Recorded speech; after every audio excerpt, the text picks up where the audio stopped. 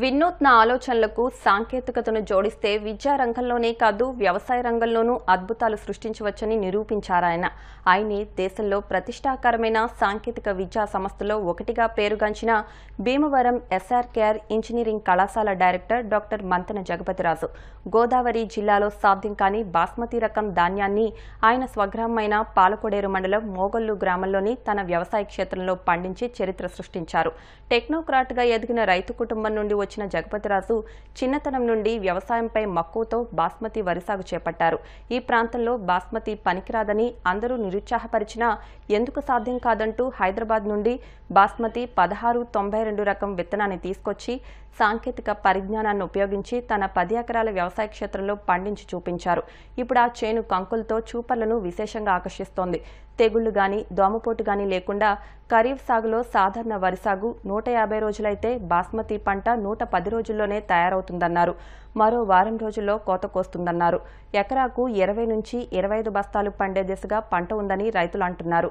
రబీలో కూడా బాస్మతి సాగుకు సన్నాహాలు చేస్తున్నారు. చేను గట్లపై చేపట్టిన బెండ సాగు కూడా మంచి లాభాలు తీసుకొస్తుంది. రైతు కష్టపడితే చక్కని ఫలితాలొస్తాయని నిరూపించాలనే ఉద్దేశంతోనే తాను స్వయంగా సాగు చేపట్టినట్లు డాక్టర్ జగపతిరాజు వివరించారు. రానున్న రోజుల్లో బొప్పాయి సాగు కూడా పెద్ద ఎత్తున చేపట్టాలనే ఆలోచిస్తున్నట్లు చెప్పారు. ఇందుకు ఇప్పటి నుంచే స్వయంగా విత్తనం కూడా తయారు చేస్తున్నట్లు ఆయన పేర్కొన్నారు. విద్యారంగంలో ఎన్నో ప్రశంసలు అందుకున్న డాక్టర్ జగపతిరాజు నేటి రైతు లోకానికి ఆదర్శంగా నిలుస్తారు అనడంలో సందేహం లేదు. చిత్తశుద్ధితో పనిచేస్తే ఏ రంగంలోనైనా అద్భుతాలు సాధించవచ్చని డాక్టర్ జగపతిరాజు నిరూపించారు. నా పేరు జగపతిరాజు అండి. నేను ఈ మధ్యనే ఎస్ఆర్కేఆర్ ఇంజనీరింగ్ కాలేజీలో ప్రిన్సిపల్ కింద రిటైర్ అయ్యి డైరెక్టర్ కింద మేనేజ్మెంట్ ఇచ్చిన అవకాశంతో డైరెక్టర్ కింద చేస్తున్నాను. ఇది నేను బేసికల్గానే అగ్రికల్చర్ ఫ్యామిలీలో పుట్టినాను. మా ఫాదర్ పేరు పాండదత్తుడు గారు, మా మామగారి పేరు మండలపల్లి చేసిన బూడిదత్తుడు గారు. ఇద్దరికీ కూడా వ్యవసాయం అంటే చాలా ఇష్టం. నాకు కూడా ఈ పని ఒత్తిడి వల్ల 10 సంవత్సరాల నుంచి వ్యవసాయం చేయలేదు, కానీ తర్వాత కొంచెం ఖాళీ దొరుకుతుందనే ఉద్దేశంతో వ్యవసాయం మొదలుపెట్టేటప్పుడు కొంచెం ఛాలెంజింగ్గానే చేయాలనే ఉద్దేశం. ఎందుకంటే మేము రెగ్యులర్గా స్టూడెంట్స్కి అందరికీ కూడా ఛాలెంజింగ్గా యాక్సెప్ట్ చేయాలని చెప్తాం. ఎందుకంటే మేము పండించేది పూసా బాసుమతి 1692 అనేది. ఇది యాక్చువల్గా నేను ఇక్కడ పండించే టైంలో అందరూ కూడా డిస్కరేజ్ చేశారండి. ఎట్టి పరిస్థితుల్లో ఇక్కడ మనకి ల్యాండ్ సూట్ అవుతుందని, క్లైమేట్ సూట్ అవుతుందని, లేకపోతే గింజ పాలు పోసుకొని ఇరిగిపోతుందని చెప్పారు. అన్నిటికి కూడా దాటుకుంటా ఎక్సలెంట్గా చూడండి ఎంత బాగుందో. అన్ని గింజలు కూడా పాలు పోసుకున్నాయి, చాలా గట్టిగా కూడా ఉంది.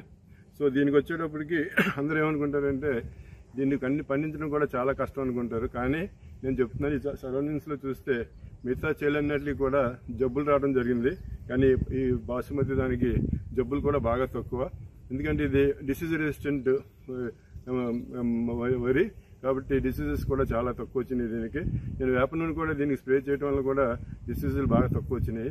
ఇంకా గొప్పతనం ఏంటంటే ఇది క్రాప్ పీరియడ్ కూడా ఓన్లీ 110 days అండి. ఆ 110 days వలన రైతులు కూడా చాలా ఈజీ. సో ఆ రకంగా నాకు వ్యవసాయం ఇంట్రెస్ట్ తోటి ఇది పండించడం వలన ఇంకా దీంట్కి వచ్చేటప్పటికి రేటు చూసుకుంటే మినిమమ్ మన మామూలు ప్యాడీ కంటే 2 కానీ 2.5 రెట్లు కానీ ఉంటుంది. అలాగనుకుంటే ఫర్ ఎగ్జాంపుల్ నా చేను 20 బస్తాలు అయిందనుకుంటే అది 40 బస్తాలతో సమానం. అలాగే రబీకి వచ్చేటప్పటికి మినిమం 35 బస్తాలు అవుతుంది. 35 బస్తాలు ఇంచుమించు 80 నుంచి 85 బస్తాలతో సమానం అవుతుంది. కాబట్టి ఇది రైతులందరూ కూడా పండించుకుంటే ఇప్పుడు ప్రస్తుతానికి కొద్దిగా మిల్లింగ్ ప్రాబ్లం అయినా నాకు ఎక్కువ 10 ఎకరాలు పైన వేసాను కాబట్టి నాకు అది కూడా ప్రాబ్లం లేదు. రైతులందరూ కనుక వేస్తే మిల్లర్సే మన దగ్గరికి వస్తారు. రేట్లు బాగా ఎక్కువ ఉంటుంది. ఈరోజు ప్రజెంట్ సినారీలో గవర్నమెంట్ కూడా ప్యాడీని పర్చేజ్ లేని పరిస్థితిలో ఉంది. అదే మీ అందరికీ తెలుసు, యూరోప్లో కానీ అమెరికాలో కానీ బాసుమతి అంటే చాలా డిమాండ్, ఫారెన్ ఎక్స్పోర్ట్ కూడా ఉంటుంది. మిగతా అన్నిటిని కూడా బ్యాన్ చేయడం జరిగింది ఇండియా. కాబట్టి బాసుమతికి ఇంకా చాలా ఫ్యూచర్ ఉంటుంది.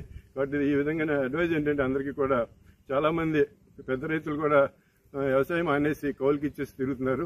అలాగే యూత్ కూడా ఇటువంటి ఎక్స్పెరిమెంట్ చేసి ఇటువంటి పండిస్తే కనుక మనకి లాభదాయకగానే ఉంటుంది, మన ఆరోగ్యం కూడా బాగుంటుంది. ఎందుకంటే చుట్టూరు మనం పచ్చ గ్రీనరీలో ఉంటాం కాబట్టి 2 రకాల కూడా ఉపయోగం. కాబట్టి నా ఫైనల్ అడ్వైజ్ ఏంటంటే ఇటువంటి ఎక్స్పెరిమెంట్లు చేయండి, బాగా మీకు ప్రాపర్టీ పెరుగుతాయి, అన్నీ పెరుగుతాయి. రైతులందరూ ఏమనుకుంటారంటే గట్ల వలన ఎలకలు వస్తాయని చెప్పి, లేకపోతే ఇంకా ప్రాబ్లమ్స్ వస్తాయని చెప్పి గట్లంతా కూడా ఎక్కడికక్కడ తగ్గించేస్తున్నారు.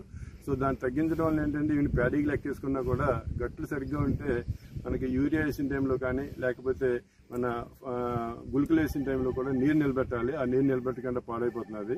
అది కాకుండా ఈ గట్ల వలన ఏంటంటే నేనైతే నా మొత్తం చేను చుట్టూరు కూడా ఇంచుమించు 2000 అడుగులు గట్టు వచ్చేలా వేసాను కావాలని మన వేసవికాలంలో. ఇది వరకు పూర్వకాలంలో కందులు ఇటువంటివన్నీ పండించేవారు. అది మనం ఎందుకు పండించకూడదనే ఉద్దేశంతో ట్రయల్గా ముందు మన బెండకాయ పండిస్తున్నాను, లేడీ ఫింగర్. ఇది కూడా ఎక్సలెంట్గా చాలా బాగా గ్రోత్ వస్తున్నది. అదే కాకుండా ఒక పాపాయి ఫ్రూట్ని తీసుకుని నాకు ఇంట్రెస్ట్ తోటి దాని సీడ్స్ ఇంటి దగ్గరే తయారు చేసి ఆ ట్రేలో పెట్టి 300 మొక్కలు చుట్టూరు కూడా పాపాయిని కూడా పండించడం జరుగుతున్నది. సో ఈ రకంగా కొత్త కొత్త ఎక్స్పెరిమెంట్ చేస్తూ ఉంటే డెఫినెట్గా మనకి హ్యాపీనెస్ ఉంటుంది, at the same time profit కూడా ఉంటుంది. ఎందుకంటే ప్రాఫిట్ లేకపోతే చేయడం ఎవరికైనా కష్టమే. కాబట్టి ఇటువంటి కనుక చేస్తే డెఫినెట్గా ఉపయోగపడుతుంది. మన సొసైటీకి కూడా కొంత చేసిన వాళ్ళం అవుతాం మామూలుగానే. ఈ పండించినంతా కూడా చాలా ఫ్రెష్ వెజిటేబుల్స్. ఈ వెజిటేబుల్స్ అన్ని కూడా మార్కెట్కి పంపుతుంటే వాళ్ళు విపరీతమైన ఇష్టంతో కొనుక్కుంటున్నారు. కాబట్టి నా అడ్వైజ్ ఏంటంటే గట్టులను కూడా బాగా పెంచి దాంట్లో గట్టులో ఏదైనా పండించవచ్చు. ఇక్కడ నాకైతే నమ్మకం ఉంది. ఇప్పుడు ఈ పండిన తర్వాత మనం ఈ గట్టుల మీద ఏదైనా పండించవచ్చు. సో ఆ రకంగా పండిస్తే డెఫినెట్గా మనకు ఉపయోగపడుతుంది, సొసైటీకి కూడా ఉపయోగపడుతుంది అని భావిస్తున్నాను.